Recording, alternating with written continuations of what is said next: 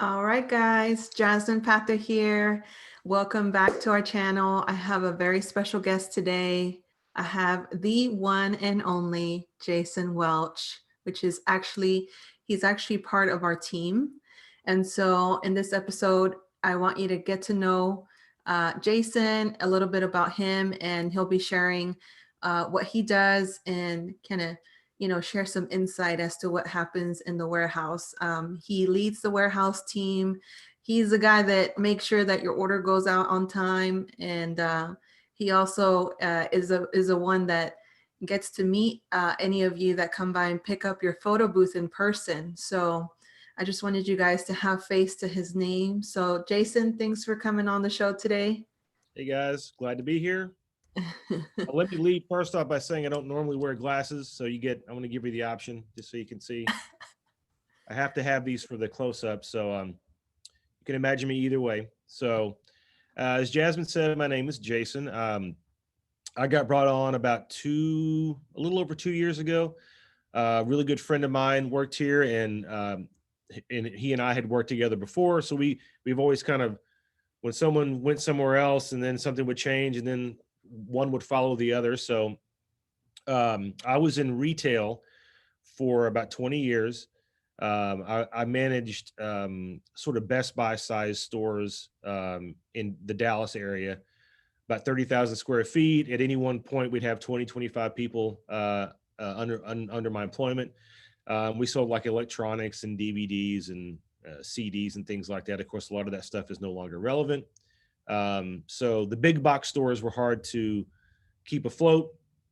So we ended up downsizing at a certain point, and I was kind of ready to get out of the retail game because putting yourself in the path of the general public 5 days a week, 8 hours a day can be a grind. So I was looking for a change. And Photo Booth International, they were looking for help, and I had already had an in, and I came in and interviewed, and obviously I wowed everybody, so it was a no-brainer. Um, but when I first came on, I all I knew about photo booths was my wife and I, like, she would have her company would have a corporate event, Christmas party, things like that. I knew they existed, but I didn't know to the extent of the world that it was, how big the industry was or is. So I walked in day one, and the first thing Josh had me do was lay carpet tiles and knock a wall down. So I was eased into it. Um, so after a lot of the grunt work was done, then I started to getting to know the photo booths, and again, had no idea. And we easily have the biggest selection. So it's not just a matter of like getting to know one or two and mastering those. It's 13, 14, 15. Mhm. And there's always new ones coming along. So it's, when we come up with these ideas, it's really just people thinking of what would be cool and making it happen. So um, I am sort of the main guy that ships stuff out. We have, a handful of people in our warehouse. We have, I build some. We have some people that build just general type of work. But I usually oversee like the quality control. And whatever the process that the booth goes through, there's a lot of pair of eyes that go in on making sure it looks good, that it's been done properly. We're very thorough with picture taking and cataloging every step of the way, so we know that when it leaves our facility that it's going to reach the customer and be in tip top order and look great and operate great. So there's a lot that goes into it, and that's every day here you walk in and it's completely, you just don't know, which is what is similar to retail, and that the customer service aspect as well. Was easily carried over into this. It's a little different. There's Mhm. not as much foot traffic and face to face, but there's always reaching out to somebody that has a problem or question, and we take care of them and answer them. And um, so yeah, it's the pace here is very fast, which is Yeah. it's Always something new, right? Like you said, always, every day is different. never know. I mean, with all with our customer base, and as far reaching as our booths have gone around the world, there's no shortage of something to do, and then that makes it stimulates your brain. It keeps you sort of on your toes, and it makes the day go by very quickly. Definitely. Yeah, I can relate to that. At the pharmacy, it was the same thing every day, you know? The Yeah. people, certain scenarios would change, but overall it was the same thing. Yep. So, Same for me in retail. It was variations, but it's pretty much the same thing over yeah. and over. Awesome.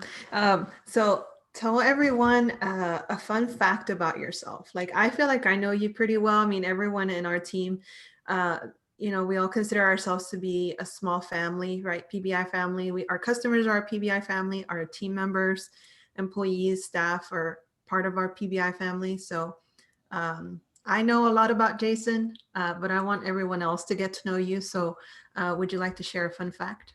Certainly.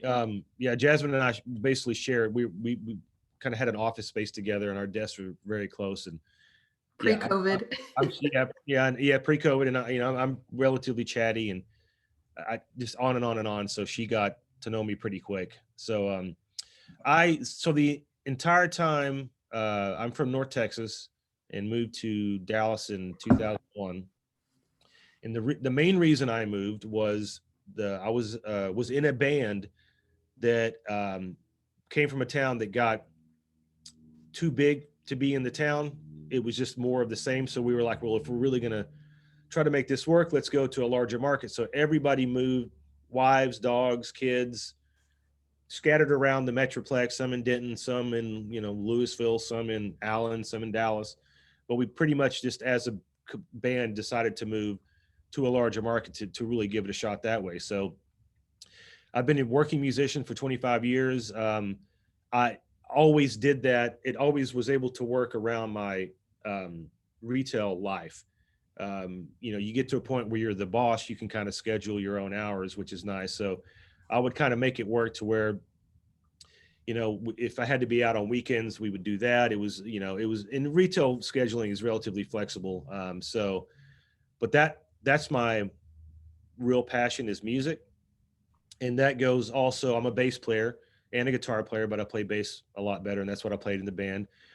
We recorded 3 albums, toured extensively, got to know a lot of great people.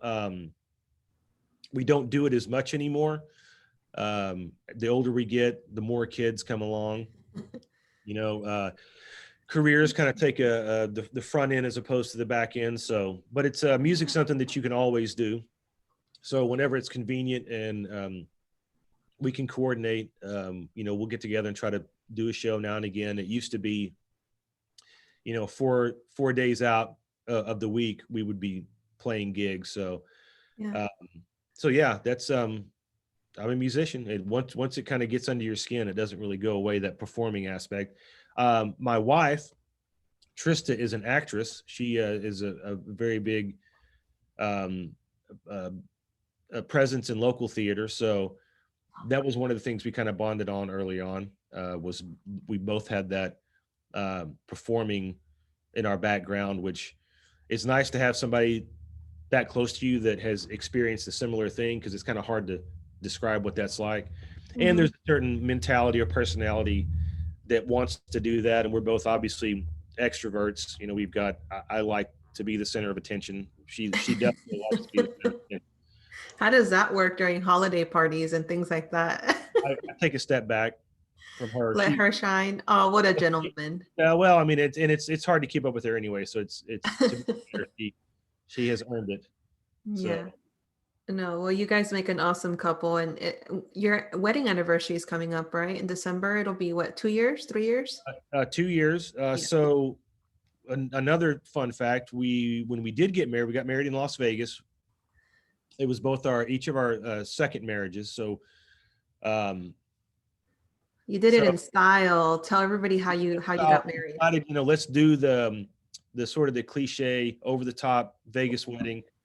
So we got married in the Kiss, the band, the Kiss Chapel, and an Ozzy Osbourne impersonator officiated the wedding. And you could pick what. First of all, the chapel had like a list of 50 rock star impersonators you could choose. So we chose Ozzy, and then you could pick what era Ozzy you wanted.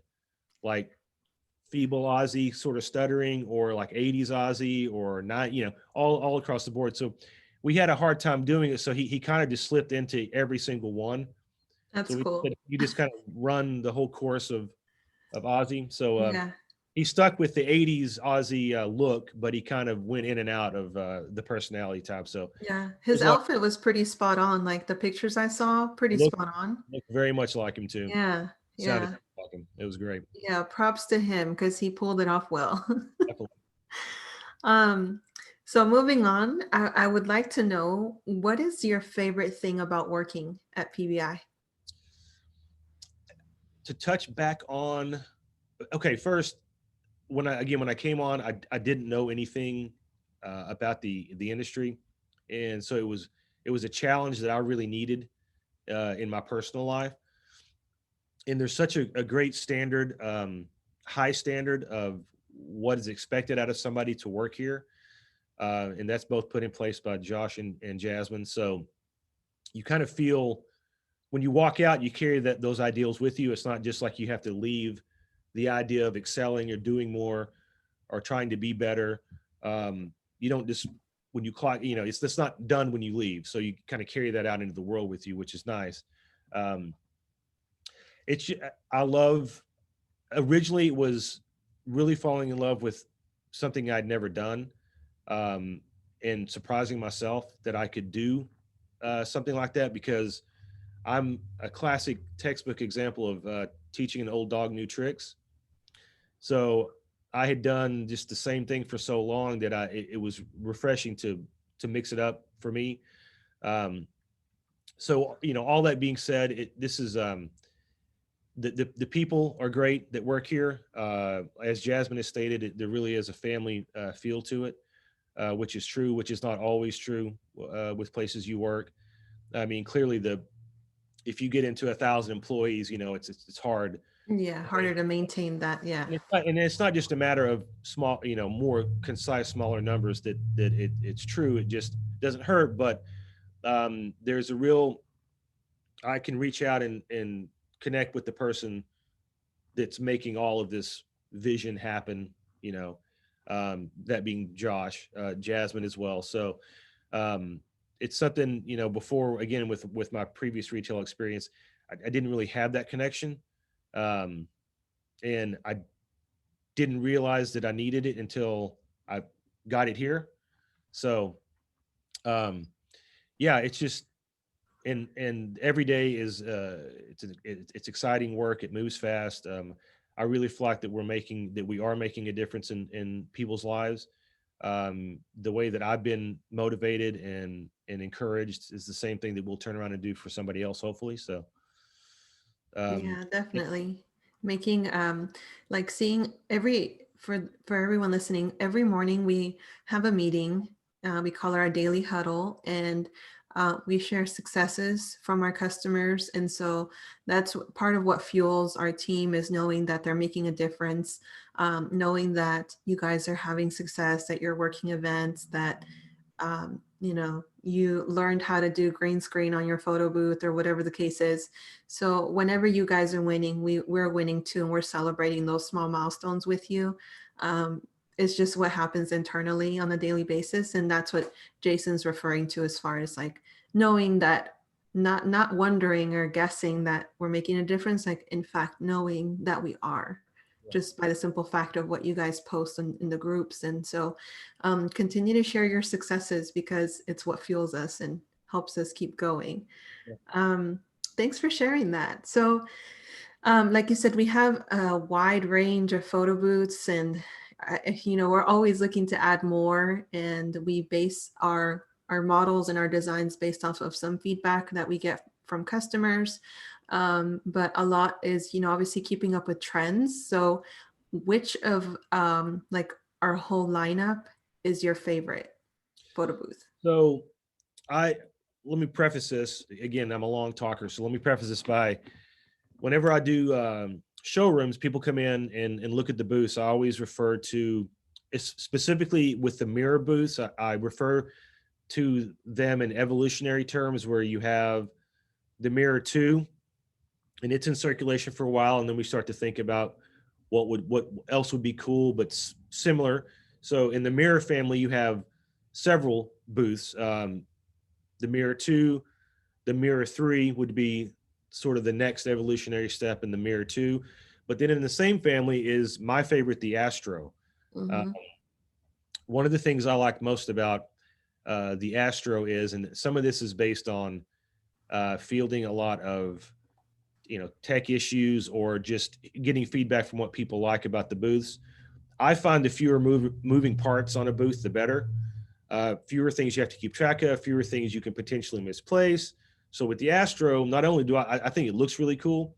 Um, it basically, the back legs, they kind of fold out into an A-frame, and they fold into the booth, and there's really only one part that comes off of the booth, which is the flash refractor that goes on the top. So you're essentially looking at one piece, one solid Mm-hmm. piece. The flashes are built in. A lot of times with some of the other booths, you'll have tripod, flash umbrella, different things like that. Well, it seems to be like one of the cooler all-in-one booths. Um, and I just like the way that it looks. It Yeah, I just agree looks with you. cool. Um, it's maybe a little on the heavy side, but I don't think a lot of people have it. So it's unique in that Mm-hmm. sense. And yeah, that's Yeah. definitely my favorite one. And Yeah, I that's love one of my the favorites too. the LED frame around it as well is very cool. Yeah, it has this really cool integrated LED light that, it just adds a really nice like modern flair to it. Yeah, The Mirror 2s and Mirror 2s 55 and 65 also really cool, but they are a bit more like wide or a bit more just take up a bit more space. And so I think the Astro is pretty awesome as far as like like how slim it is, but also how modern and sleek it looks. I agree. It really work well for many types of events. Yeah. Awesome. And so let's see here. So, like we mentioned earlier, you actually see people face to face, especially like kind of during this time. You've been doing some showrooms, and then since everyone's kind of gone virtual, you've been the one there at the office doing the showrooms, and then you're also there for pickup. So you've always kind of handled the photo booth pickup. So, can you think of your like favorite customer interaction, whether that be for a showroom or a pickup specifically? It's always fun. One of the first things I ask when we have a showroom is, where are they coming from? Um, Everybody gets the exact same me every time you come, but I always am curious if somebody's actually flying in. That adds a little more weight to it, because they're really taking that extra step to board an airplane, or even if you're driving in from a long distance. So I want everybody's going to get the same royal treatment, but I'm always curious where people come from. I travel a lot myself, or did, haven't as much this year. Um, so that's one of the first things to kind of, for me to connect with people, is if we can find common experiences we've had before we even start looking at booths. Where are you from? Hey, I've been there. Have you been here? And then you can kind of go on from there. I think, and I'm a people person, so I like to talk to people and find out stuff about them. I think one of my favorite pickups, a family drove in from out of state. It was an individual that bought the booth, but I feel like that he was so excited, and it was he and his wife, but they were so excited that they brought a lot of their family members. So this place was filling up with grandmoms and two little kids and an uncle, and then mom and dad. So I don't think they realized that they actually had to take the booth with them. They were so amped up about coming in to get it, Mm-hmm. and they had so many people come with them, that they realized that they actually had to put the booth back in. And what are they going to do with uncle? Where's he going to sit? So we ended up having to strap on a couple of suitcases to the top of their minivan, and we had to move a chair, remove a chair and put another. It was a whole. I mean, it took us an hour to figure the van out. How were we going to like Tetris all these people back into the van and the booth Yeah. itself?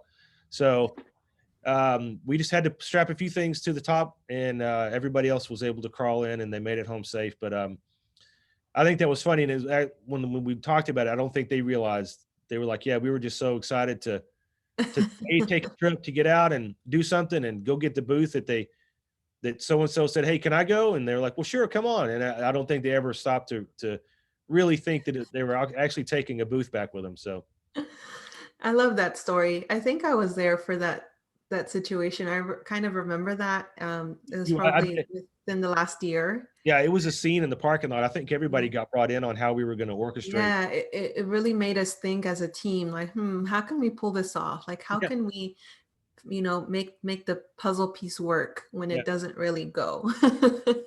interesting. Yeah, I think that was the best solution is putting their suitcases on top of their minivan. Yep, that's all you But could do. hey, we made it work, Yeah, and they made it back in one piece.